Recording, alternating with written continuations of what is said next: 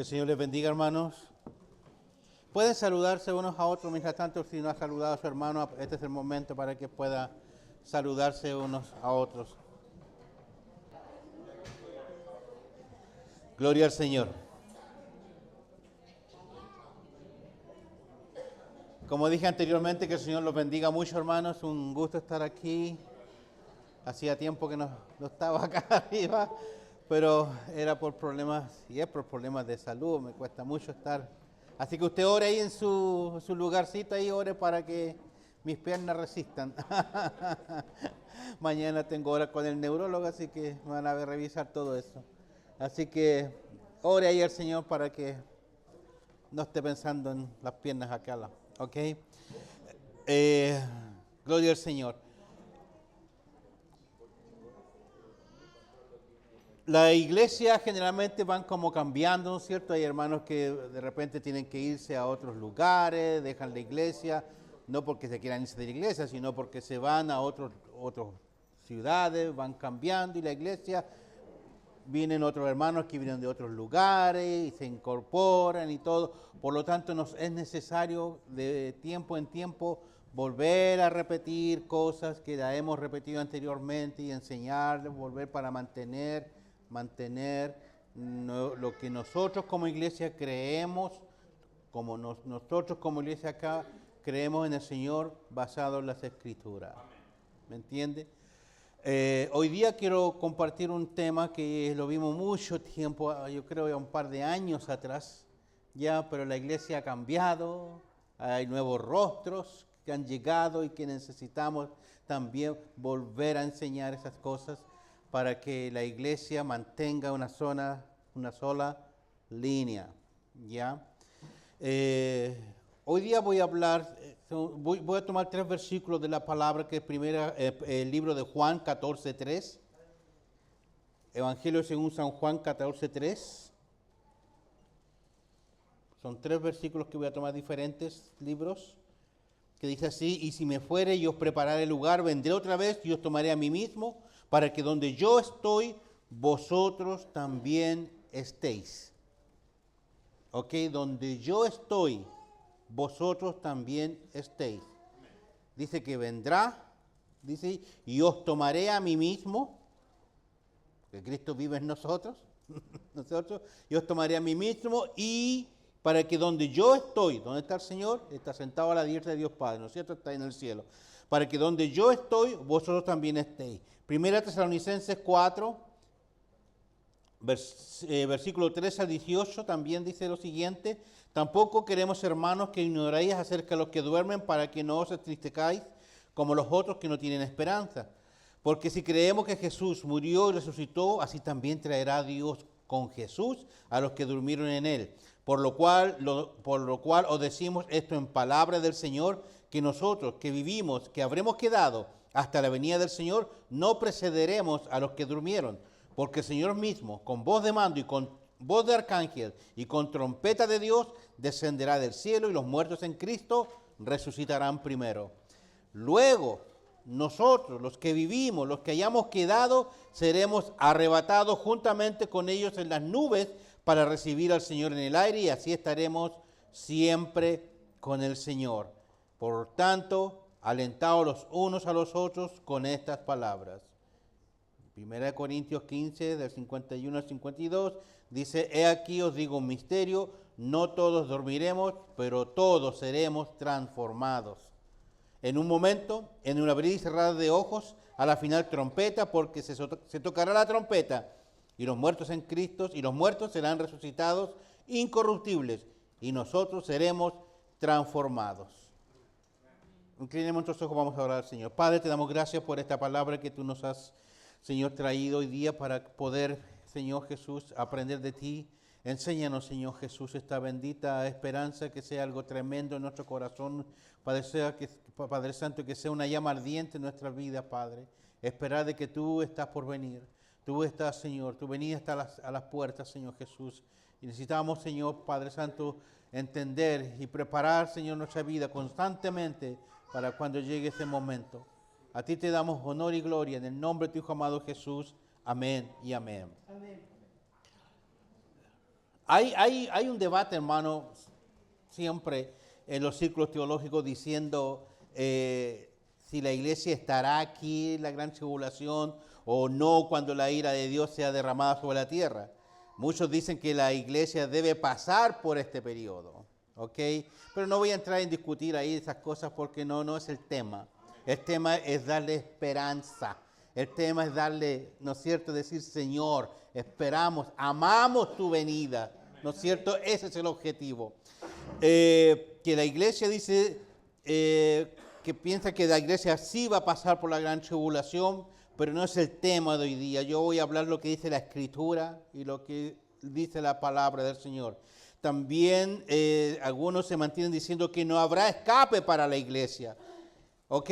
O sea, al decir eso, hacen de la oración del Señor en Lucas 21-23, donde el Señor nos animó a orar. Hacen de esa oración que el Señor, algo como si no tuviera valor, dice, velad pues en todo tiempo orando que seáis tenidos por dignos de escapar de todas estas cosas que vendrán y de estar en pie delante del Hijo del Hombre. Muchos piensan, y a lo mejor podría yo preguntar aquí, ¿qué cree usted? ¿Va a pasar la tribulación o no va a pasar la tribulación? Porque yo he escuchado en muchos lugares, hermanos, que preparan a los hermanos para esos tiempos, cuando tenemos que va a venir el anticristo, o va a venir con la marca de la bestia y todas esas cosas. O sea, en vez de sembrar esperanza, se siembra temor, miedo. Oh, va a venir el anticristo. ¿Quién es el anticristo? Yo no estoy interesado, hermano. Yo no quiero saber quién, ni me interesa quién va a ser el anticristo. ¿Sabe por qué? Porque yo no voy a estar acá. Así que no me interesa quién sea el que se levante. No importa eso. Y eso no es tema. El tema es que debemos vivir todos los días a los pies de Cristo. Amén. Ese es el tema. Amén. Pase lo que pase, la circunstancia es ahí. Es ahí donde debemos estar. Como dice la canción, el lugar más alto es estar a tus pies, Señor. Esa debe ser nuestra actitud. No de discutir qué es lo que pasa, voy a estar delante y todo. Yo voy a hablar lo que dice la Escritura. Y el propósito de aquí, lo que voy a enseñar hoy día, es estudiar, es examinar los fundamentos bíblicos, no lo que yo pienso. Siempre yo he enseñado acá, que aquí no vale lo que yo pienso, lo que yo pienso, lo que yo opino no sirve. No sirve, es lo que dice la Biblia, es lo que dice la Escritura. Siempre yo he explicado y siempre le he enseñado a los varones, cuando enseñamos la palabra, doctrina, jamás un expositor bíblico debe exponer su pensamiento, su opinión. Siempre debe ser lo que dice la Biblia. Porque cuando usted enseña lo que dice la Biblia, el problema es del hermano o de quien sea con la Biblia, no conmigo. Así que yo me hago a un lado. Usted tiene problema con la Biblia, no conmigo. La Biblia dice eso y es así. El propósito de estudio, como acabo de explicar, es examinar los fundamentos bíblicos que respaldan nuestra postura como iglesia y SEM, de que la iglesia no estará aquí durante la gran tribulación. No vamos a estar acá. No vamos a estar acá. Y para dilucidar eso, no vamos a estar en la gran tribulación, pero para dilucidar eso, vamos a hablar qué significa tribulación. Porque hay que tener claro eso. Pensaba mientras estaba sentado atrás, mientras nuestro hermano Sebastián estaba preguntando a todos, tiene petición de oración, oración, oración, oración. Mientras estaba, cada uno levantaba la mano, oración, oración. Yo estaba sentado y dije, esa es tribulación. Ahí está, hay tribulación.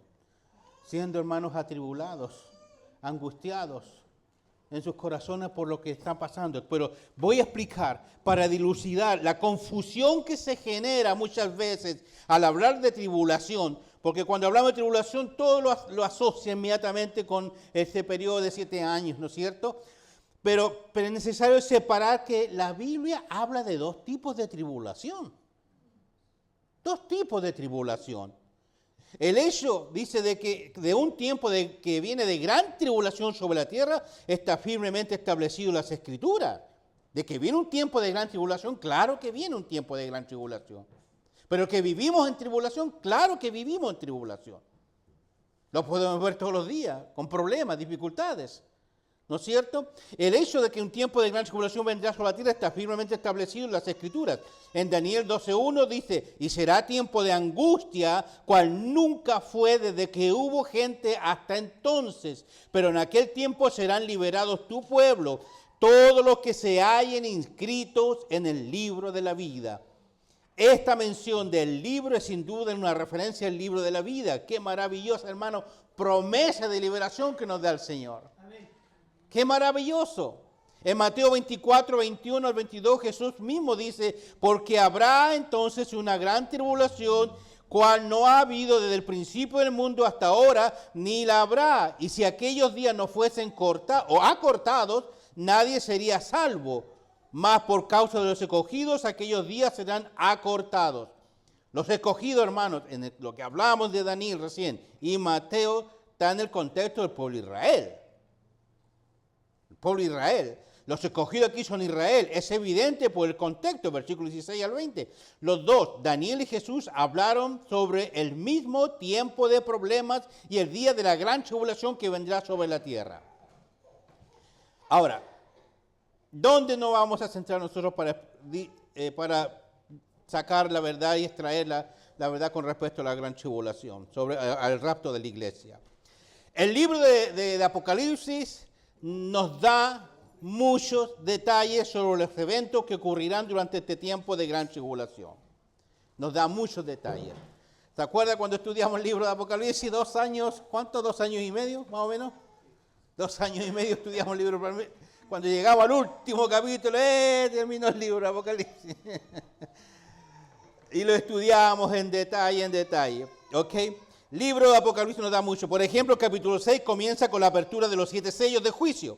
La tribulación continúa con las 7 trompetas de juicio y las copas las copas de la ira de Dios que serán derramadas sobre la tierra. Para poder entender completamente cómo será la gran tribulación, solamente debemos leer Apocalipsis capítulo 6 al capítulo 19. Ahí, donde se describe completamente la gran tribulación, desde el capítulo 6 de Apocalipsis hasta el capítulo 19. ¿Les queda claro eso? Ok.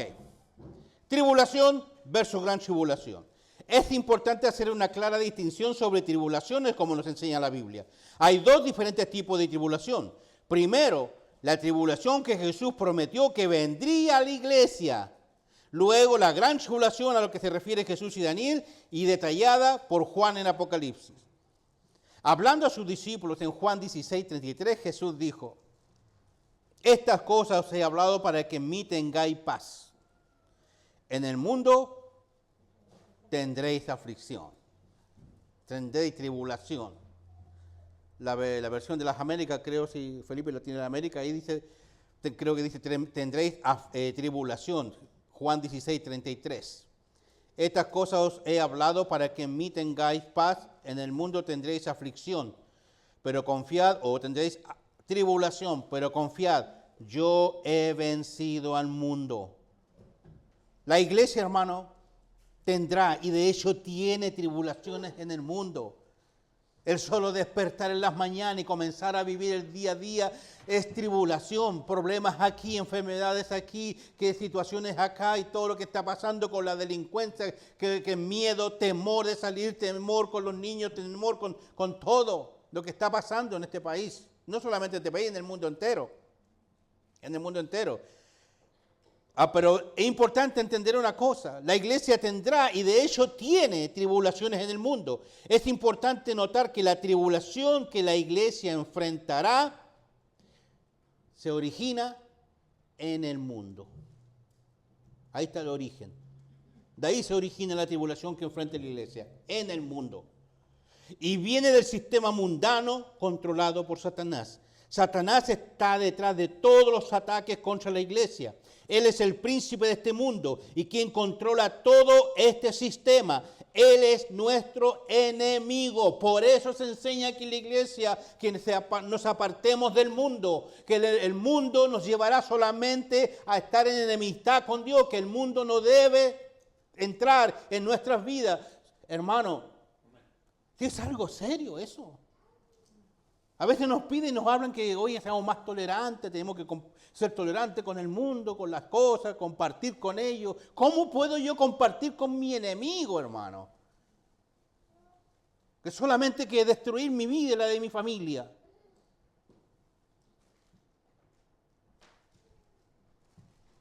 No se puede hacer.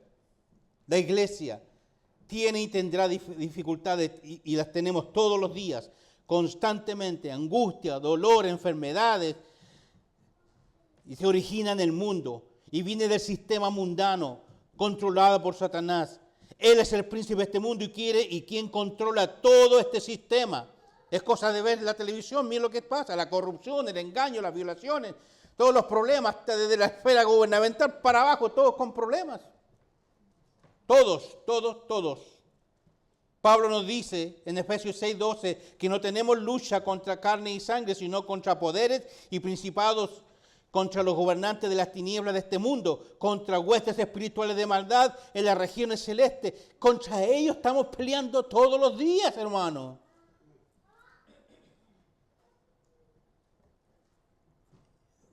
Y yo a veces comparto con algunos hermanos y les digo, venir a la iglesia para mí es como los que han estado en el ejército. Yo estuve mucho tiempo en el ejército también. Y los que están en la guerra. Están en la guerra, pero de repente los sacan un poco para que tengan un poquito de descanso, ¿no es cierto? Y puedan tener energía, puedan tratar de relevarlo, se llama, para comer y ganar energía y seguir peleando. La iglesia es como eso, porque yo me alegré con los que me decían, dice el Salmo, a la casa de Jehová iremos, porque ahí el Señor envía bendición y vida nueva, ¿no es cierto? Bendiciones. Venir a la iglesia, hermanos, como llenarnos de energía, llenarnos de fuerza para seguir peleando. Y fíjese bien, en Efesios 6:12 no tenemos lucha. La palabra lucha, estuve buscando la palabra lucha en lo que significa esa palabra lucha. Habla de los que conocen, por ejemplo, la lucha libre. La lucha libre, pero hay dos tipos de lucha libre. Una lucha libre que es de para entretención, que nos muestran por la televisión, ellos aprenden cómo caer, pero la lucha libre romana era diferente. Ahí uno moría. La lucha libre. Y a eso se refiere ese versículo. No tenemos lucha. ¿Sabes? Lucha es cuerpo a cuerpo, hermano. Cuerpo a cuerpo. Y tenemos que pelear cuerpo a cuerpo. Cuerpo a cuerpo, con las potestades, con todo, hermano, con todas las huestes espirituales de maldad. Huestes espirituales de maldad. No tenemos lucha contra carne y sangre, sino contra poderes y principados, contra los gobernantes de las tinieblas. Las fuerzas demoníacas están luchando contra los hijos de Dios todos los días. Todos los días las fuerzas demoníacas están luchando contra los hijos de Dios. La fuente de nuestra tribulación es definitivamente el sistema de este mundo gobernado por Satanás. Revisemos las siguientes escrituras que hablan de lo mismo. Mire, Hechos 14:22. Dice que es necesario que a través de muchas tribulaciones entremos en el reino de Dios. Es necesario. Las tribulaciones, estas dificultades que pasamos, nos hacen ser fuertes y buscar a Dios. Buscar a Dios no tenemos esperanza. No tenemos, aparte de Dios, no hay esperanza, hermano. Como hemos visto, hermano, en nuestro versículo, la tribulación que padecemos es originada por quien gobierna y tiene control de este mundo. Pero la gran tribulación que vendrá sobre la tierra, ¿dónde se origina? Se origina en el cielo. Los sellos, las copas, las trompetas. Entonces la gran tribulación se origina allá. La ira de Dios es derramada en juicio contra los pecadores durante esta tribulación.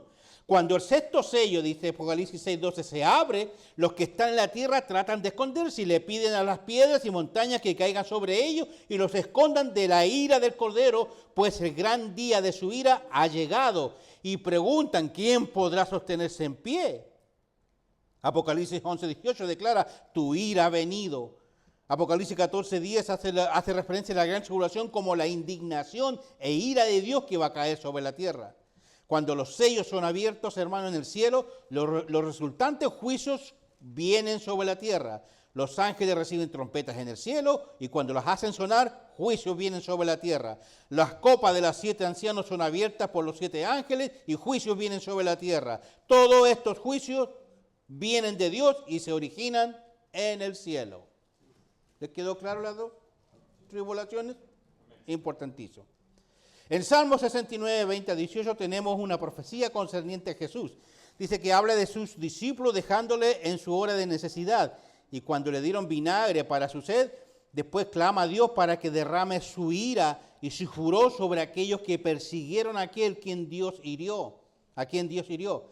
La palabra ira se usa en el Antiguo Testamento especialmente para describir el tiempo de la gran tribulación.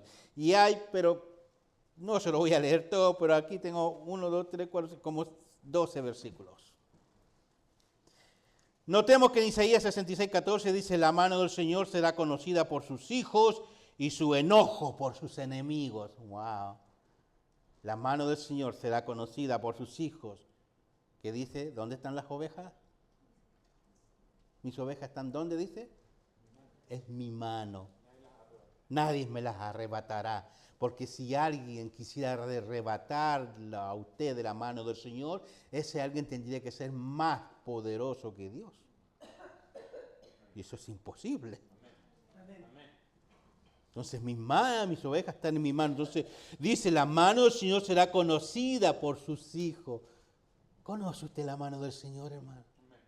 La mano del Señor de misericordia, de gracia, de amor, que provee, proveedor, sanador, protector. Su mano será conocida por sus hijos y su enojo por sus enemigos. Pablo nos dice en Romanos 2:5 que Dios pagará a cada uno conforme a sus obras. Aquellos que pacientemente continuaron haciendo el bien, buscando gloria, honor e inmortalidad, vida eterna. Pero para aquellos que son contenciosos y no obedecen la justicia, pero obedecen la injusticia, indignación e ira. Tribulación y tormento sobre el alma de todo aquel que practica el mal, según Hebreos 10:27. Ahí habla de una indignación horrenda, dice que devorará a sus adversarios. La tribulación, hermano, y las luchas que el cristiano experimenta, viene de este mundo, gobernado por Satanás. ¿Quiere vivir en el mundo usted? ¿Quiere ser complaciente con el mundo? ¿Quiere ser tolerante con el mundo? ¿Con todo lo que el mundo ofrece? ¿Con todo lo que el mundo ofrece? Todo esto ofrece el mundo. La tribulación viene de este mundo gobernado por Satanás. La tribulación que vendrá a este mundo pecaminoso vendrá de Dios. ¿Por qué vendrá esta gran tribulación? Las Escrituras dicen que el propósito está formado por 3 razones. Por 3 razones por qué Dios va a derramar la ira sobre este mundo. Una, capítulo 3, 10 de Apocalipsis, dice, para aprobar a los hombres que moran en la tierra. Apocalipsis 15, 17, para que Dios vacíe su ira sobre los infieles. Y Apocalipsis 11, 18, para destruir a aquellos que destruyen la tierra. Aquellos que caen en una de estas categorías estarán en la tierra para experimentar el periodo de la gran tribulación. Con eso concluyo explicar lo que significa tribulación. Ahora, la pregunta es, ¿pasará la iglesia por la gran tribulación? ¿Veremos la manifestación del anticristo? ¿Estaremos sometidos a una marca de la bestia para comprar, para negociar? Y quien no tenga la marca no podrá vivir, no podrá trabajar. ¿Pasaremos por eso? Vamos a lo que dice la Biblia. Creamos lo que dice acá mejor. En el Antiguo Testamento, el Señor le habló a Abraham y le dijo de un juicio inevitable en las ciudades de Sodoma y Gomorra. ¿Se acuerda? Cuando Dios le habló a Abraham de que iba a destruir Sodoma y Gomorra. En respuesta a eso, Abraham retó la justicia de Dios. Y le dijo, Génesis 18, versículos 23 al 25. Abraham le preguntó cuando vio a los ángeles que venían para destruir Sodoma y Gomorra. Abraham le dijo, el juez de toda la tierra, ¿no ha de hacer lo que es justo? ¿Qué cree usted? El juez de toda la tierra, ¿no ha de hacer lo que es justo? Después dice Abraham, ¿destruirás al justo junto con el impío? Lejos de ti el hacer que sea el justo tratado como el impío. ¿Le queda claro ese versículo? Mire. O sea, Dios castigará al mundo en la gran tribulación, estando el justo, el cristiano presente. Si ya fuimos justificados, ya fuimos perdonados en la cruz. Amén. Si Dios va a derramar toda su ira sobre este mundo, sobre este pecador, ¿no haría lo que es justo? ¿Qué hizo con su sobrino Lot, que estaba en Sodoma y Gomorra? ¿Qué hizo con ellos primero Dios? Los sacó. Primero los sacó. Piensen en eso, hermano. El Señor respondió, mire, y si hay 50 justos, preguntó Abraham. El Señor respondió que si había 50 justos, Él no destruiría la ciudad solo por esos 50. Notemos algo interesante, hermano, aquí. La premisa de la intercesión de Abraham con Dios era que no sería justo que Dios juzgara al justo estando, que Dios juzgara al impío estando el justo presente. Eso es lo que debemos entender. Amén. Que Dios no va a destruir al impío, no va a juzgar al justo estando, al impío estando el justo presente. Dios va a retirar lo que es suyo. Dios lo va a sacar primero. No va a permitir eso.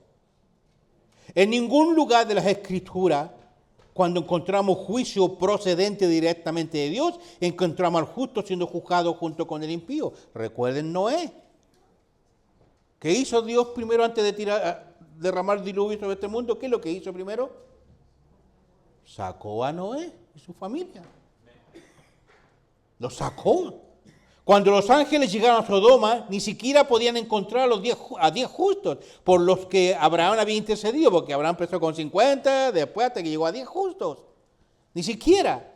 Así que salvaron al único justo, Lot, de toda la ciudad. Y no fue hasta que él estuvo a salvo, lejos de la ciudad, fuera de la ciudad, hasta que estuvo a salvo, que el juicio de Dios llegó.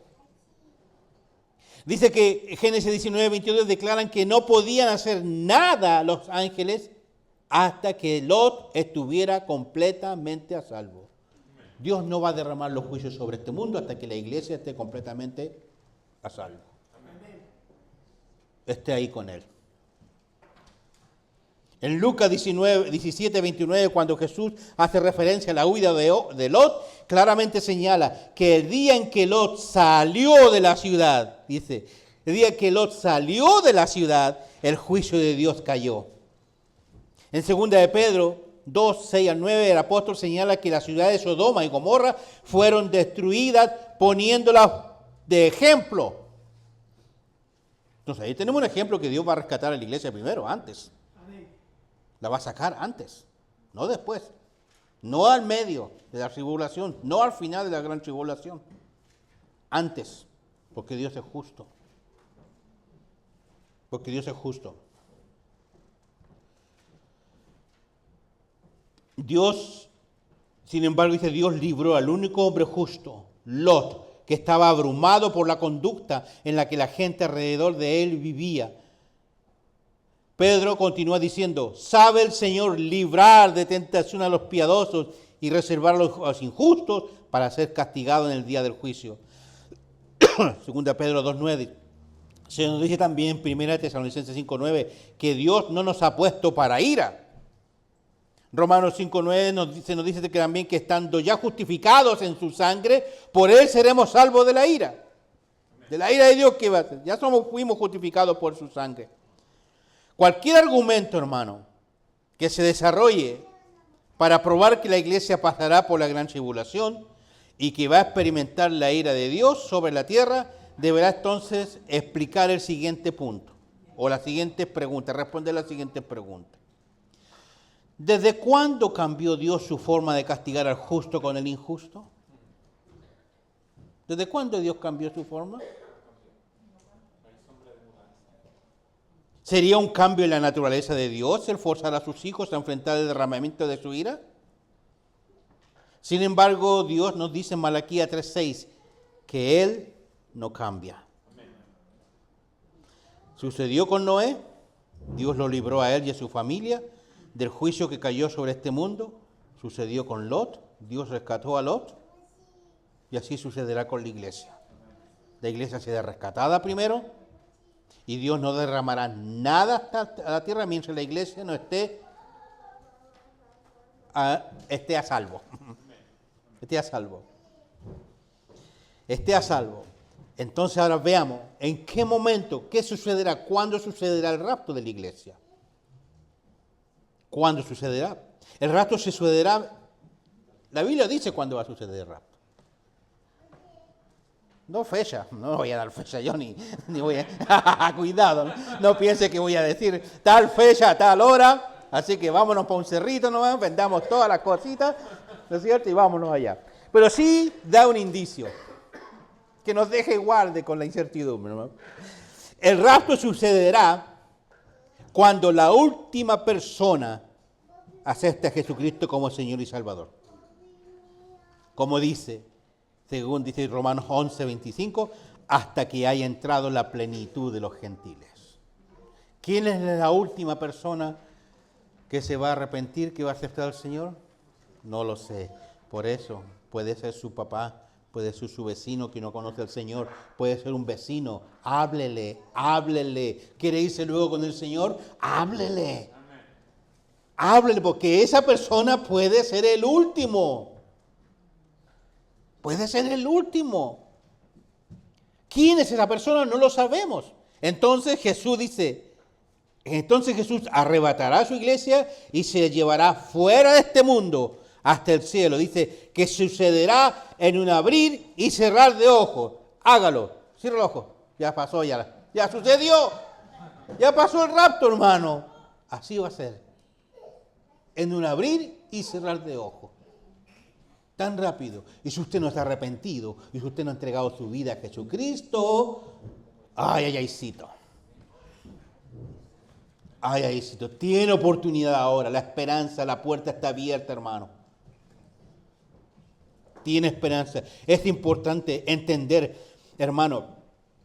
Dice que vendrá sin ningún aviso previo. Es importante entender que el rapto de la iglesia y la segunda venida de Jesucristo son dos eventos completamente diferentes. Son dos diferentes. En el rapto Jesús viene por sus santos, viene por su iglesia. En el rapto Jesús viene por usted, viene por mí. Viene a buscar lo suyo. En el rapto Jesús viene por sus santos. Sin embargo, en la segunda venida, Jesús viene con sus santos. Jesús viene con su iglesia y baja. Eso sucede en Apocalipsis 19. Al final, la iglesia vendrá con Jesucristo. En la segunda venida, Jesús viene con sus santos. La iglesia vendrá con Jesucristo. En el libro de Judas, versículo 14 nos dice, he aquí vino el Señor con sus santos, con sus santas decenas de millares. En Juan 14:3 Jesús dijo, y si me fuere y os preparare lugar, vendré otra vez y me tomaré a mí mismo. Porque por eso Pablo dijo, ya no vivo yo, vive Cristo en mí. Amén. O sea, me tomaré a mí mismo. Dice, para que donde yo estoy, vosotros también estéis.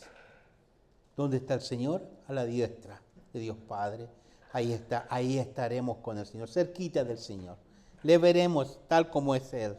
Pablo dijo, ya no vivo yo, sino que Cristo vive en mí. Cuando Cristo venga, Él nos tomará a sí mismo al lugar donde Él está. Él no vendrá al lugar donde nosotros estamos. Cuando nos vamos al lugar que Él ha preparado para nosotros en el cielo, nos vamos para estar con Él al lugar donde Él está. En 1 Corintios 15, 51 y 52, Pablo dijo, he aquí os digo un misterio. No todos dormiremos, pero todos seremos arrebatados. En un momento, en un abrir y cerrar de ojos, habrá una metamorfosis, un cambio de cuerpo. Gloria a Dios por eso, hermano. Un cambio de cuerpo. Gloria a Dios por eso. Un cambio de cuerpo. Ni siquiera nos daremos cuenta de lo que pasa hasta que todo haya sucedido. De repente estaremos en la presencia del Señor con nuestro cuerpo glorificado. Yo voy a ser un poquito más alto a lo mejor, yo creo, con toda la iglesia, ¿no es cierto? Con toda la iglesia. Nosotros, hermanos, la iglesia, seremos transformados. Pablo escribió a los filipenses, mas nuestra ciudadanía no está en los cielos, de donde también esperamos al Señor, al Salvador, al Señor Jesucristo, el cual transformará el cuerpo de la humillación nuestra. Vea. Del cuerpo de la humillación nuestra, para que sea semejante al cuerpo de la gloria suya. Describiendo la metamorfosis, Pablo escribió a los Corintios, porque es necesario que esto corruptible se vista de incorrupción, y esto mortal de inmortalidad. Hablando a los tesalonicenses, Pablo dijo, porque el Señor mismo con voz de mando, con voz de arcángel y con trompeta de Dios descenderá del cielo, y los muertos en Cristo resucitarán primero. Luego nosotros, los que vivimos, los que hayamos quedado, seremos arrebatados juntamente con ellos en las nubes para recibir al Señor en el aire. Y así estaremos siempre con el Señor. Por tanto, alentados los unos a los otros con estas palabras. Yo los aliento ahora, esperemos en el Señor. El Señor viene. Mientras tanto, si usted quiere acelerar la venida del Señor, muchas veces pedimos y oramos, Señor, ven luego. Y yo le digo, ok, está bien pedir eso.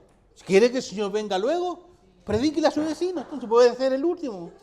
Predíquele a su vecino, y si ese vecino es el último, nos vamos al tiro. Gloria al Señor, nos vamos. Nos vamos. Nos vamos inmediatamente con el Señor. Va a suceder una metamorfosis. Para el tiempo del rapto, Jesús dijo, nadie sabe el día ni la hora. Si alguien viene a contarle que el rapto va a suceder tal día, tal fecha, tal año, no. Jesús dijo, nadie sabe el día ni la hora, y yo le creo a Jesús. Amén. Yo le creo a Jesús. Si Él dijo que nadie sabe, ni el día ni la hora. Si nosotros presumiéramos y declaramos una fecha y hora para el rapto, sería una presunción no bíblica. Si decimos que sabemos la hora, presumimos de un conocimiento superior al de Cristo, cuando estuvo en la tierra, aunque no sabemos el tiempo exacto del rapto, hermano. Pablo dice en 1 Tesalonicenses 5, del 1 al 4, pero acerca de los tiempos y las ocasiones, no tenéis necesidad, hermano, de que yo os escriba. Oye, no me pregunten cosas de tiempo y cuándo. No tenéis necesidad que yo le esté escribiendo, sí, el Señor va a venir en el año 2000 y tanto. No tengo necesidad de que yo le escriba eso, dice Pablo, de que yo os escriba, porque vosotros sabéis perfectamente que el día del Señor vendrá, así como ladrón en la noche, sin avisar. Amén. Sin avisar. Que cuando digan paz y seguridad, entonces vendrá sobre ellos destrucción repentina. Mas vosotros, hermanos, no estéis en tinieblas, para que aquel día os sorprenda como ladrón. La Biblia está diciendo que el rapto de la iglesia no debe ser una sorpresa para nosotros. Dios nos ha dado las señales que precederán su venida. Es cosa que usted encienda la televisión y vea lo que está pasando en todo el mundo. En todo el mundo. Ahora, ¿cuándo sucederá el rapto de la iglesia? Vámonos al libro de Apocalipsis. El libro, ¿te acuerdan? Los que tienen, hay varios que veo aquí que no estuvieron en ese estudio de Apocalipsis, pero para poder entender el libro de Apocalipsis tuvimos que usar herramientas. ¿Se acuerdan lo que conversaba con herramientas para entender? Si yo no puedo, si voy a hacer una mesa, no puedo, si voy a hacer una mesa no puedo pegarle al clavo con una piedra, por lo menos. Tengo que usar las herramientas correctas, ¿no es cierto? Entonces, para poder entender, debo entender el contexto del libro de Apocalipsis, debo ver cómo está escrito el libro de Apocalipsis, sus divisiones, sus separaciones. El libro de Apocalipsis lo dice, el mismo libro lo dice cómo está separado el libro. El mismo libro lo dice, Apocalipsis 1:19. Si alguien lo puede leer, búsquelo ahí. Apocalipsis 1:19. ¿Qué dice ahí? ¿Aparece ahí? Apocalipsis. Escribe las cosas, vamos, enumerando. Escribe las cosas que has visto. 1. Las que son. 2. Y las que han de ser después de estas. Mire. Escribe las cosas que has visto. Primero eso. ¿Qué es lo que vio Juan? Toda su vida, toda su historia, todo lo que vio con el Señor. Las que son. Las que son. Fíjese que las que son están descritas en los capítulos 2 y 3 de Apocalipsis. Ahí está todo. Habla ¿de qué habla el capítulo 2 y 3 del Apocalipsis? No sé, hermano Luis, ¿qué puede? ¿Habla de quién? De la iglesia. La iglesia. La iglesia, escribe la iglesia de Esmirna, escribe la iglesia de Éfeso, escribe la iglesia de Filadelfia. O sea, capítulo 2 y 3 está centrado en ¿quién? La iglesia. Capítulo 2 y 3 de Apocalipsis se centra solamente en la iglesia, la iglesia, la iglesia, la iglesia. Dice, mire, escribe las cosas que has visto y las que son y las que han de ser después de estas. La palabra después de estas es una frase griega que significa metatauta, que significa después de estas cosas. Y esa palabra, después de estas cosas, después de esto, o sea, cuando dice después de esto, está hablando de cosas que dijo anteriormente, que sucedió anteriormente. Porque yo decía, después de esto tengo que hablar contigo, Evita. O sea, después de lo que estoy haciendo ahora. Y eso se entiende. Escribe las cosas que has visto. El ángel instruyó a Juan a escribir las cosas que has visto, primero las cosas que son, y las que serán después de esta.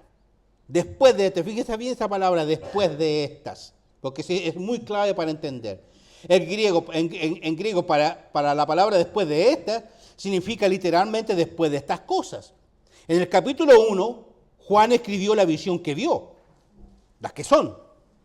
Primer punto. Escribió las cosas que son. Cristo en su gloriosa resurrección en medio de los 7 candeleros y sosteniendo 7 estrellas en su diestra. En el capítulo 2 y 3, Juan escribió sobre las cosas que son los mensajes de Jesús a las 7 iglesias de Asia, las cuales representan los 7 periodos de la historia de la iglesia. Y en el capítulo 4, ¿cómo comienza el capítulo 4? 4.1, ¿puedes colocar capítulo 4, versículo 1? ¿Cómo comienza 4.1? Después de esto, mire, ahí usa la palabra después de esto, ahí repite la palabra metatauta. Después de esto, ¿después de qué cosas? De la iglesia, después de la iglesia.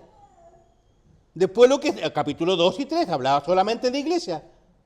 Hermano, Apocalipsis 1, 2 y 3 menciona, yo las conté en la Reina Valera, 19 veces hay mención a la iglesia. Cosas, enseñanzas referentes a la iglesia. Instrucciones a la iglesia. A la iglesia, a la iglesia. Desde el capítulo 4 hasta adelante, hasta el capítulo 19, no hay ninguna referencia, ni siquiera una, a la iglesia. Ni siquiera ninguna palabra que diga, no, esas palabras se refieren a la iglesia. No hay ninguna. ¿Por qué no hay ninguna referencia? Porque no está en la iglesia. ¿Para qué va a hacer referencia a la iglesia si no está? Si no está. Juan, el capítulo 2, escribió las cosas que son, los mensajes. Y el capítulo 3, capítulo 4, dice el capítulo 4 comienza la tercera sección de Apocalipsis. El capítulo comienza con la misma frase griega, metatauta, después de esto o después de estas. Apocalipsis 4.1. La pregunta surge inmediatamente, ¿después de qué cosas? La respuesta es obvia, después de las cosas de los capítulos 2 y 3, las cosas de la iglesia. Entonces podemos parafrasear y comenzar así. Podemos hacer un parafraseo aquí, por ejemplo, capítulo 4.1 de Apocalipsis. Después de las cosas de la iglesia, vi una puerta abierta en los cielos, ¿no es cierto? Después de las cosas de la iglesia, vi una puerta abierta en los cielos, ¿no es cierto? Y vi una puerta abierta en los cielos y la primera voz que oí como de trompeta, hablando conmigo, dijo, sube acá y te enseñaré las cosas que sucederán después de estas. Otra vez se repite la palabra después de estas. Sube acá. Yo quiero escuchar esa palabra, hermano. Yo quiero escuchar cuando el Señor diga, sube acá. Aquí estoy, Señor. Aquí estoy, Señor. Este es el preciso momento del rapto de la iglesia. La voz precedida a una trompeta, con voz de mando y con trompeta de Dios, decía Pablo, ¿no es cierto?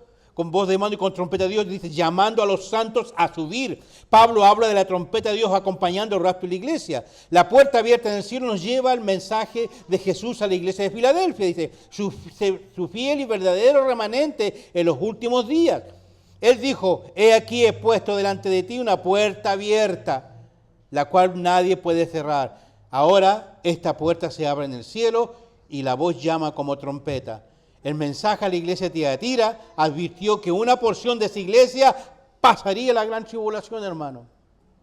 Que una porción de la iglesia pasaría la gran tribulación. Jesús dijo que él tenía esto contra ellos, porque permitieron a la mujer Jezabel enseñar y seducir a sus santos a cometer la fornicación y a comer cosas que habían sido sacrificadas a los ídolos. ¿De qué habla esto? De apostasía. ¿No vemos en la iglesia hoy en día apostasía? Claro. Vemos mucha apostasía en la iglesia hoy en día. Falsos maestros, falsos apóstoles, falsos ministros que enseñan falacias. Lo estamos viendo aquí. Se está cumpliendo esto. Les dio tiempo para que se arrepintieran de su fornicación y no lo hicieron. Por eso la iba a postrar en cama con los que comieron, dicen, con los que cometieron adulterio con ella.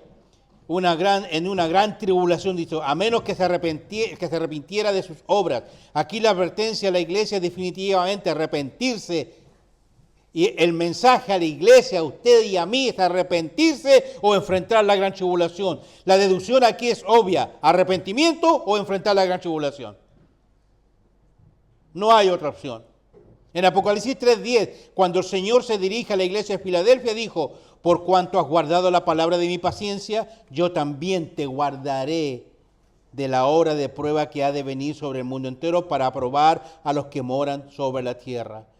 La iglesia de Filadelfia, miren cómo fue una iglesia fiel. Hermano, mantengámonos fiel al Señor. Mantengámonos fiel.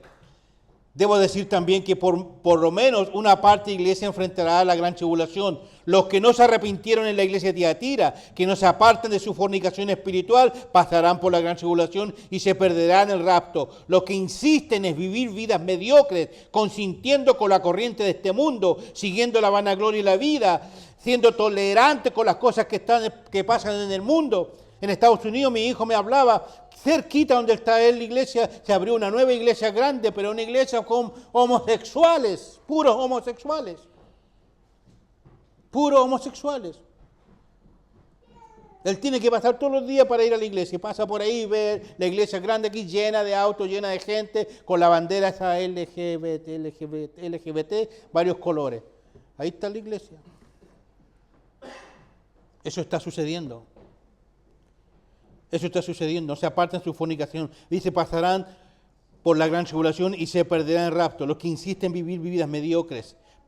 Dios dice, y que abusan y que viven abusando de la gracia y creyendo que Dios los pasará por alto. Una vez arrebatada la iglesia, nos vamos. ¿A dónde nos vamos? Al cielo. ¿Y qué sucederá en el cielo? Mire, para que usted tenga claro, esto estoy explicando todo el libro de Apocalipsis en un pequeño estudio ahora, ¿no? Mientras la iglesia se va al cielo, aquí comienza la gran tribulación, los 7 años, en el cielo pasan cosas. Pasan cosas, y una cosa, algo que pasa. Una vez arrebatada la iglesia, nos vamos, ¿a dónde dice? A las bodas del Cordero. Mire, nos vamos a las bodas del Cordero, dice. También dice, al tribunal de Cristo. No vamos a juicio, hermano. No vamos a juicio. ¿Por qué cree usted que no vamos a juicio? ¿Por qué? Porque ya fuimos juzgados en la cruz. ¿Usted recibió al Señor, hermana Angélica? Claro. Dios la sentenció en la cruz y le dijo, Angélica, la muerte es para ti. Pero dice, Padre, salió Jesús, yo morí por ella. Eso toca mi corazón, hermano. Yo morí por ella. Cristo dijo, yo morí por él, papá. Y Dios tu ira contra todo ser humano. No, ira, ira, ira. Padre, yo morí por él. Yo morí por él. Y el castigo que era para mí, el castigo que era para Angélica, toda esa ira y toda esa rabia, todo ese enojo que Dios tenía, Dios lo derramó sobre su Hijo. Él lo recibió por usted y por mí. La culpa Dios la imputó a su Hijo. Ya fue justificado. Ya fuimos justificados, fuimos perdonados en la cruz. Para concluir, una vez arrebatada la iglesia, nos vamos a las bodas del Cordero, al tribunal de Cristo. ¿Qué sucederá en el tribunal de Cristo? Ahí vamos a recibir las cositas bonitas. Digo, Señor, tengo que cortarme el pelo para que caiga bien, porque yo soy más o menos cabezón, así que vamos a las bodas del Cordero. Vamos ahí frente al tribunal de Cristo. No es un tribunal de juicio. No. Es al tribunal de Cristo y a la cena, mire, y a la cena de boda. ¿Cuánto durará esa cena? ¿Cuánto tiempo dura la gran tribulación abajo? 7 años. ¡Wow! Me afieste, hermano. Gloria al Señor. Claro que yo lo estoy viendo con los ojos humanos, que aquí son 7 años, el cielo no existe el tiempo, hermano. Va a ser algo instantáneo, ¿no es cierto? Luego nos vamos, dice, a la cena, que durará 7 años. ¡Qué bendita esperanza! Mientras aquí abajo en la tierra toda la ira de Dios está siendo derramada, los 7 sellos, las 7 trompetas, las 7 copas de la ira de Dios, caos, angustia, dolor y confusión. Nosotros estaremos ahí, disfrutando con el Señor. Amén. Para concluir, hermanos, Dios no juzgará al impío juntamente con el justo. ¿Le queda claro eso? Amén. Dios no juzgará al impío justamente con el justo. Nosotros fuimos justificados por Cristo mediante su obra en la cruz. El rapto es un evento único y no tiene implícito ningún juicio. El rapto no tiene implícito ningún juicio. En Apocalipsis, la iglesia aparece en el capítulo 1 en la tierra, en el capítulo 2 en la tierra, en el capítulo 3 en la tierra, pero a partir del capítulo 4, versículo 1, la iglesia no vuelve a aparecer otra vez. La iglesia no se menciona ninguna vez. Después del capítulo 4, la iglesia no vuelve a aparecer hasta el regreso de Cristo en el capítulo 19 y en el reinado del milenio del capítulo 20. Mire, comenzamos con Apocalipsis 1 y llegamos al capítulo 20, explicándole todo Apocalipsis ya. Con el reinado del milenio del capítulo 20. Desde los capítulos 4 hasta el capítulo 18 no encontramos evidencia alguna de la iglesia ni de sus funciones. No dice nada, sin embargo, la iglesia es mencionada 19 veces en los primeros 3 capítulos. No existe ninguna instrucción para la iglesia en el Nuevo Testamento sobre cómo sobrevivir la gran tribulación. No hay ninguna instrucción de Pablo, de Pedro, de Juan, en los evangelios, en los escritos de Pablo, en los escritos a la iglesia de Pedro. No hay ninguna, en las epístolas pastorales, no hay ninguna instrucción para la iglesia de cómo tiene que sobrevivir ese tiempo. No hay instrucción. ¿Por qué Pablo, los apóstoles, no dejaron ninguna instrucción para la iglesia para ese tiempo? ¿Por qué? Porque la iglesia no va a estar. ¿Por qué? Sencillamente porque no va a estar la iglesia. ¿Para qué quiere instrucción? No existe instrucción para la iglesia en el Nuevo Testamento sobre cómo sobrevivir la gran tribulación. ¿Por qué? Simplemente porque no estará en ella. No hay instrucciones de cómo la iglesia sobrevivirá ni cómo nos vamos a preparar. En Juan 14:3 no hay indicio de juicio ni advertencia. En 1 Tesalonicenses 4 los creyentes estaban preocupados por los cristianos que habían muerto, puesto que pensaban que se habían perdido la venida del Señor. Tampoco encontramos aquí indicios de juicio, sino de exhortación a tener esperanza en el Señor. Hermano, mientras reparten los símbolos los hermanos, Quiero terminar con un versículo. Colosenses 3:4. ¿Qué dice ahí? Dice que cuando Cristo, vuestra vida, se manifieste, entonces vosotros también seréis manifestados con Él en gloria. ¿Cuántos dicen amén a eso? Amén. Entonces cuando Cristo, vuestra vida se manifieste, entonces vosotros también seréis manifestados con Él en gloria. Hermano, bendita esperanza.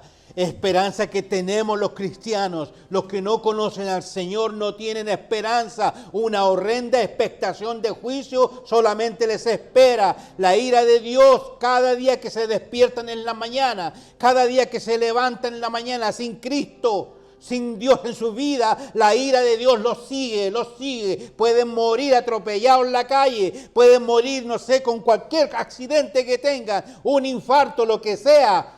Si está sin Cristo, va a abrir sus ojos en el mismísimo infierno, inmediatamente. Pregúntese, usted mismo, ¿está viviendo una vida de acuerdo a Cristo, como Cristo quiere? Si no, arrepiéntase. Vuelva su corazón al Señor. Señor, no quiero pasar por ese tiempo. No quiero pasar por esa gran tribulación. No quiero estar aquí. Nadie va a querer estar aquí. Nadie. Póngase de pie y vamos a cantar.